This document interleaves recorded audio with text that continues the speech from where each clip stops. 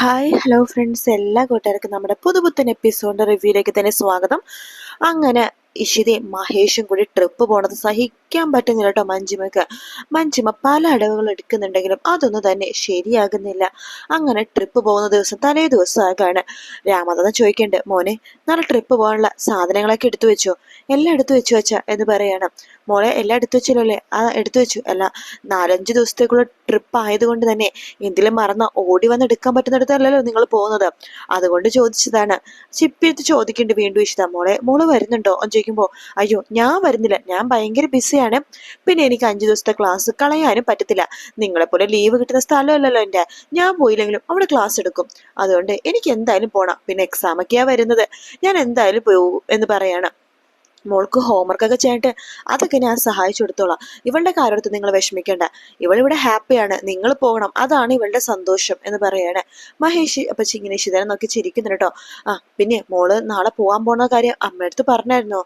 ഞാൻ ഒരു വട്ടം പറഞ്ഞായിരുന്നു അച്ഛാ, അപ്പൊ അമ്മ വലിയ മൈൻഡ് ഒന്നും ചെയ്തില്ല എന്ന് നിഷിത പറയുമ്പോ, എന്നൊരു കാര്യം ചെയ്യും, മോൾ എന്തായാലും ഇപ്പോൾ പോയി പറഞ്ഞിട്ട് വാ. നാളെ അതിരാവിലെ നിങ്ങൾ പോവില്ലേ?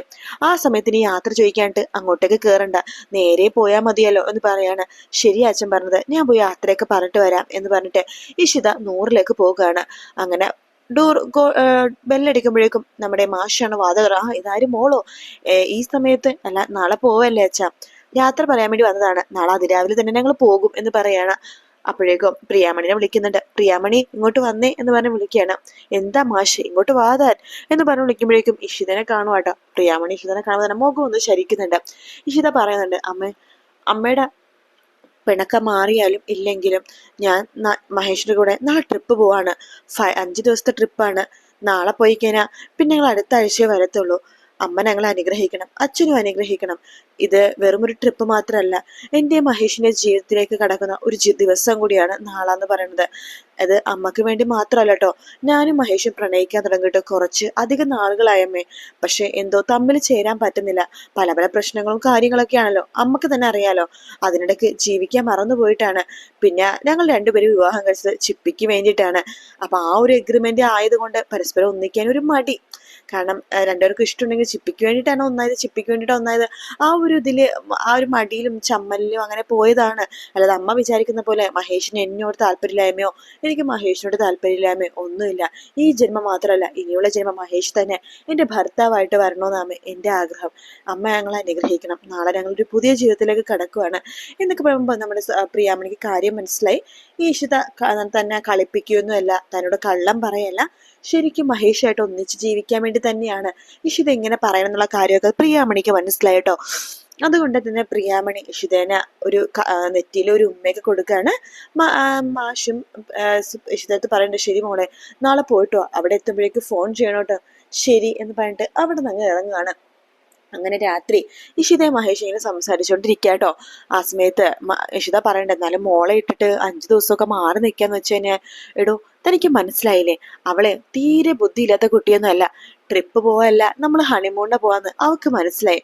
നമ്മൾ ഒരുമിച്ച് ഒറ്റയ്ക്ക് ഉണ്ടാവണം, അതിനാണ് അവൾ ഈ അടവൊക്കെ എടുക്കണത്. പിന്നെ ആദ്യയുടെ അടുത്തും അവള് കാര്യം പറഞ്ഞിട്ടുണ്ട്, ആദ്യക്ക് മനസ്സിലായെന്നാണ് എന്റെ വിശ്വാസം.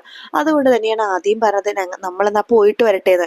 എന്തായാലും നമ്മുടെ മക്കളൊക്കെ നമ്മളെ സപ്പോർട്ടാടോ എന്ന് പറയുമ്പോഴേക്കും ഇഷിത പറയണ്ടേ, മഹേഷിന്റെ ഭാഗ്യാണ് ഇങ്ങനത്തെ മക്കളെ കിട്ടിയതില്, എന്നിന്റെ മാത്രല്ല തന്റെയും ഭാഗ്യം കൂടിയാടോ, താനല്ലേ അവരുടെ അമ്മ എന്ന് പറയണം.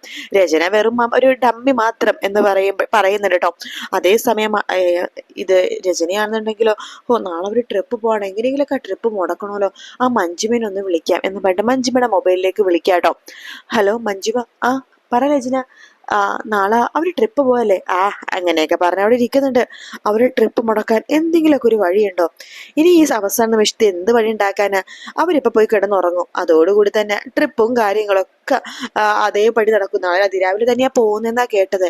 അല്ല മഞ്ജുമക്ക് ഈ രാത്രി എന്തെങ്കിലുമൊക്കെ ഒന്ന് ചെയ്യാൻ സാധിക്കുമോ? അല്ല, ഈ രാത്രി ഞാൻ റിസ്ക് എടുത്ത് എന്തെങ്കിലും ചെയ്യണമെന്നുണ്ടെങ്കിൽ അതിന് എന്തെങ്കിലുമൊക്കെ ഒരു ഫലം കിട്ടാതെ ഞാൻ എങ്ങനെയാ രചന ചെയ്യാം? മഞ്ജുമക്ക് പൈസയുടെ ആവശ്യമൊക്കെ ഉണ്ടെന്നല്ലേ പറഞ്ഞത്, ഞാൻ എന്റെ അക്കൗണ്ടിൽ നിന്ന് ഒരു 50,000 രൂപ ട്രാൻസ്ഫർ ചെയ്ത് തരാം എന്ന് പറയാണ്. അല്ല, അവര് ട്രിപ്പ് പോയി കഴിഞ്ഞാൽ രചനക്ക് എന്താ ഇത്ര ഒരു ബുദ്ധിമുട്ട്? എനിക്ക് താല്പര്യമില്ലാഞ്ഞിട്ടാണ് അവർ ട്രിപ്പ് പോവണ്ട എന്ന് പറയാണ്. ശരി, രചനക്ക് താല്പര്യമില്ലെങ്കിൽ പിന്നെ എനിക്ക് എന്താ പ്രശ്നം? അവർ ട്രിപ്പ് പോകാതിരിക്കാനായിട്ട് എന്തെങ്കിലും വഴി ഞാൻ ചെയ്യാം. പക്ഷേ രചന ഒരു കാര്യം ചെയ്യണം. പൈസ ഇട്ടാൽ മാത്രമേ ഞാൻ കാര്യം ചെയ്യുള്ളൂ. അല്ല എന്ത് കാര്യം ചെയ്യാൻ പോണത് അതൊന്നും രചന ഇപ്പൊ അറിയണ്ട. ഇപ്പൊ അവരുടെ ട്രിപ്പ് മുടങ്ങണം, അത് മാത്രല്ലേ അത് ഞാൻ ചെയ്തോളാം എന്ന് പറയാണ്. അങ്ങനെ 50,000 രൂപ രചന എന്നുണ്ടെങ്കിൽ മഞ്ജുമക്ക് പൈസ ട്രാൻസ്ഫർ ചെയ്തെടുക്കാൻ കേട്ടോ. അത് കിട്ടുമ്പോ തന്നെ മഞ്ജുമ അവളെ എങ്ങനെയാ ട്രിപ്പ് ഒന്ന് മുടക്കുക എന്നിങ്ങനെ തലകുത്തി മറിഞ്ഞ് ആലോചിക്കുകയാണ്. ട്രിപ്പ് മുടക്കാൻ ഒരു വഴിയില്ല, കാരണം അവർക്ക് തന്നെയാണ് കാര്യങ്ങളൊക്കെ അനുകൂലമായി വന്നിരിക്കുകയാണ്. പക്ഷെ ഒരു കാര്യമുണ്ട്, ചിപ്പിക്ക് എന്തെങ്കിലും സംഭവിച്ചു കഴിഞ്ഞാൽ ഇഷിതയും മഹേഷും ഒരിക്കലും ട്രിപ്പ് പോവില്ല. പക്ഷേ അതെ അതെ, അവൾക്ക് എന്ത് സംഭവിക്കാണ്, അസുഖം പോലും പെട്ടെന്ന് വരാറില്ല. പിന്നെ എന്താണ് ഒന്ന് കയ്യോ കാലോ ഒടിഞ്ഞ് എവിടെയെങ്കിലും വീഴാമെങ്കിൽ നല്ലതായിരുന്നു. അതെ, അത് തന്നെ ഐഡിയ.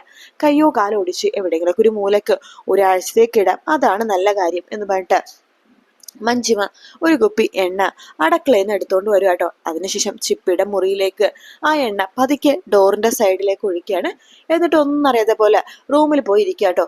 ചിപ്പിയാണെങ്കിൽ ഒത്തിരി നേരം ആയതുകൊണ്ട് തന്നെ തന്റെ അമ്മയുടെയും ഡാഡിയുടെയും കൂടെ കിടന്നുറങ്ങാം എന്നൊക്കെ വിചാരിച്ചിട്ട് വേഗം തന്നെ ഓടി അപ്പുറത്തെ റൂമിലേക്ക് പോകുമ്പോഴേക്കും പെട്ടെന്ന് എണ്ണയിൽ ചവിട്ടിയിട്ട് ചിപ്പി വേഗം തന്നെ വാതിലിലെ ഡോറിലേക്ക് തല ഇടിച്ചു കൊള്ളാണ്. ചിപ്പിയുടെ ബോധം പോകുന്നുണ്ട് കേട്ടോ. അപ്പോഴേക്കും ഇഷിതയും മഹേഷൊക്കെ ആ ഒച്ചയും ബഹളവും കേട്ട് അവരുടെ ആ റൂമിലേക്ക് പോയി നോക്കുമ്പോഴേക്കും ഞെട്ടിപ്പോകാണ്. കാരണം ചിപ്പി ബോധമില്ലാതെ കിടക്കാണ്. ചിപ്പിനെ എടുത്തോണ്ട് ഇഷിത അപ്പൊ തന്നെ ഇഷിത ഹോസ്പിറ്റലിലേക്ക് പോകുന്നുണ്ട്. ഇഷിത എല്ലാ കാര്യങ്ങളും ചെയ്യുന്നൊക്കെ ഉണ്ട്. അപ്പോഴാണ് ഇഷിത ഒരു കാര്യം മനസ്സിലാക്കുന്നത്, ചിപ്പിയുടെ കാലില് എണ്ണ മെഴുക്കുണ്ട്. ഇതെങ്ങനെയാ എണ്ണ ഇവളുടെ കാലിലായത്? അപ്പൊ എണ്ണ തട്ടിയിട്ടാണ് കൊച്ചു വീണത്. ഇവള് എണ്ണ യൂസ് ചെയ്യാറില്ലല്ലോ, പിന്നെ എന്തിനാ ഇവള് എണ്ണ അങ്ങനെയൊക്കെ വെച്ചിട്ട് ഇഷിത അപ്പൊ തന്നെ ഒരു കുറെ സംശയങ്ങളും കാര്യങ്ങളൊക്കെ മഹേഷിനോട് പറഞ്ഞിട്ടോ. മഹേഷിനും ചെറിയ സംശയങ്ങളൊക്കെ ഉണ്ട്. മഹേഷ് പറയുന്നുണ്ട്, അതെ അവിടെ മനപ്പൂർവ്വം ആരെങ്കിലും എണ്ണ ഒഴിച്ചതായിരിക്കും, എങ്കിൽ ഇതിന് പിന്നിൽ ആ മഞ്ജുമ ചേച്ചി തന്നെയാന്ന് മഹേഷ് പറയുന്നുണ്ട്. അങ്ങനെ വീട്ടിലെത്തുന്ന മഹേഷ് ദേഷ്യത്തോടു കൂടി തന്നെ മഞ്ജുമിനെ വിളിക്കുകയാണ്. മഞ്ജുമ എടുത്ത് കാര്യങ്ങൾ തിരക്കും. മഞ്ജുമ, എനിക്കോ ചിപ്പിയെ നിന്റെ മാത്രം മോളല്ല, ഇവിടുത്തെ പൊന്നോമനയാണ്. അതുകൊണ്ട് അവളെ ബുദ്ധിമുട്ട് വേദനിപ്പിക്കുന്ന കാര്യമൊന്നും എനിക്കില്ല എന്ന് പറയുമ്പോൾ, നിങ്ങൾക്കില്ല പക്ഷെ നിങ്ങൾ ചെയ്യും രചനയ്ക്ക് വേണ്ടിയിട്ട്. രചനയുടെ വലം കൈയാണല്ലോ നിങ്ങൾ, ഞാനൊന്നും അറിയില്ല എന്നാണ് നിങ്ങൾ വിചാരിച്ചത്. അവള് പറഞ്ഞിട്ടുണ്ടാവൂലേ ട്രിപ്പ് മുടക്കാൻ വേണ്ടി എന്തെങ്കിലുമൊക്കെ ചെയ്യാനായിട്ട്, അതുകൊണ്ടല്ലേ നിങ്ങൾ ഇങ്ങനെ ചെയ്തത് എന്നൊക്കെ പറഞ്ഞിട്ട് കാര്യങ്ങളൊക്കെ കയ്യോട് തെളിയിക്കാട്ടോ ഇഷ്ടേ മഹേഷ്. മഞ്ജുമക്ക് പിടിച്ചു നിൽക്കാൻ പറ്റുന്നില്ല. അപ്പൊ മഞ്ജുമ ഇത് ചെയ്തത് കൊണ്ട് തന്നെ സ്വപ്നവല്ലിക്കും ആകെ ദേഷ്യം വരും കേട്ടോ. രചനയും വിചാരിച്ചില്ല മഞ്ജുമ ഇത്രയും വലിയ കടുങ്കൈ ചെയ്യുമെന്ന്. ചിപ്പി വീണെന്നൊക്കെ അറിയുമ്പോഴേക്കും രചന രാത്രിയൊക്കെ ഇങ്ങനെ പൊട്ടിക്കരയുന്നുണ്ടമ്മോ. ആദ്യം ഇങ്ങനെ ആകെ വിഷമിച്ചിരിക്കുകയാണ്. മോനെ എന്റെ മോള് വീണു പോയല്ലോ മോനെ, വാ മോനെ നമുക്കൊന്ന് ഹോസ്പിറ്റലിൽ പോയി കാണാം എന്നൊക്കെ പറഞ്ഞിട്ട് ആദ്യം വിളിച്ചിട്ട് ഹോസ്പിറ്റലിൽ പോകാൻ നിൽക്കാട്ടെ രചന.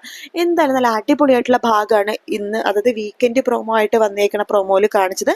ആ പ്രൊമോയിൽ കാണിച്ച ഭാഗങ്ങളാണ് ഞാനിപ്പോ റിവ്യൂ ആയിട്ട് പറഞ്ഞത്. അപ്പൊ ഇന്ന് എന്തായാലും സീരിയലില്ല, അപ്പൊ നാളെ മുതൽ ഉച്ചയ്ക്ക് 1:30ക്കാണ് സീരിയല്. വീഡിയോ ഇഷ്ടപ്പെട്ടാൽ ലൈക്ക് ചെയ്യുക, സബ്സ്ക്രൈബ് ചെയ്യുക, കമന്റ് ചെയ്യുക. Bye bye.